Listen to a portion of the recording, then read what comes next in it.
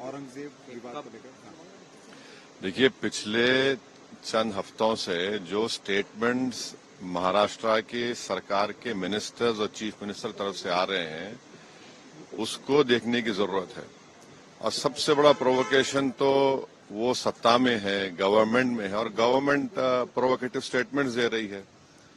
और बड़ा अफसोसनाक है, आप देख लीजिए पिछले 4-5 दिन पुराना स्टेटमेंट उठाकर देख लीजिए, तो ये वो खुद प्रोवोकेशन किए और उनको इस बात की अपनी जिम्मेदारी का एहसास भी नहीं है कि वो मंत्री हैं, मुख्यमंत्री हैं। और दूसरी बात यह है कि आपने कई तस्वीर किसी बादशाह के बनाकर जलाए पूरे महाराष्ट्र में, कोई रिएक्शन नहीं हुआ, तो आपको तकलीफ हो गई। तो आपने क्या किया कि कुरान की जो आयतें हैं, जो वर्सेस हैं कुरान के, जो एक कपड़े पर लिखी जाती हैं, उसको आपने जलाया।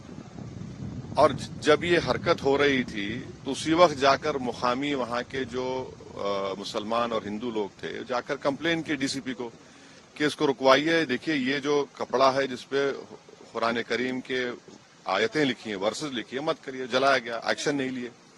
उसके बाद शाम में ये सब चीजें हुई। मैं उसका कंडेम करता हूँ वायलेंस का, मगर इसको टोटल देखिए आप कि जो स्टेटमेंट्स एमिनेट हुए हैं, जो स्टेटमेंट दिए गए हैं मिनिस्टर्स की तरफ से, अभी भी दिए जा रहे हैं, भाई आप रूल ऑफ लॉ को फॉलो करिए ना।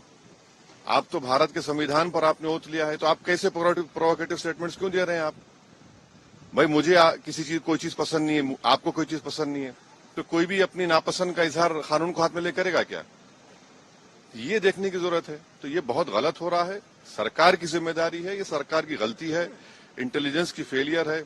उस जगह जहां से महाराष्ट्र के मुख्यमंत्री आते हैं, और ये जो वायलेंस हुआ है हमारे केंद्रीय मंत्री के घर के करीब है पूरा, ये बड़ी गलत बात हो रही है। अब हो गया। सर, फडणवीस साहब ने कहा है कि ये बहुत रिग्रेटेबल है, बहुत दुख की बात है कि स्टेट एक्सचेकर से औरंगजेब के कब्र की देखभाल करनी पड़ती है। आप सत्ता में हैं, आपके जो आइडियोलॉजी है उसको बाजू रखिए। आपकी आइडियोलॉजी होने चाहिए भारत का कॉन्स्टिट्यूशन और रूल ऑफ लॉ को अपहोल्ड करना। 6 दिसंबर 1992 को क्या हुआ, और उसके बाद सुप्रीम कोर्ट ने उसको एग्रीगियस एक्ट कहा है। तो आप देख लीजिए, हुकूमत आपकी है, मंत्री आप हैं, रूल ऑफ लॉ आपको फॉलो करना है, और आपको कॉन्स्टिट्यूशन के लिहाज से अपनी हुकूमत चलाना है।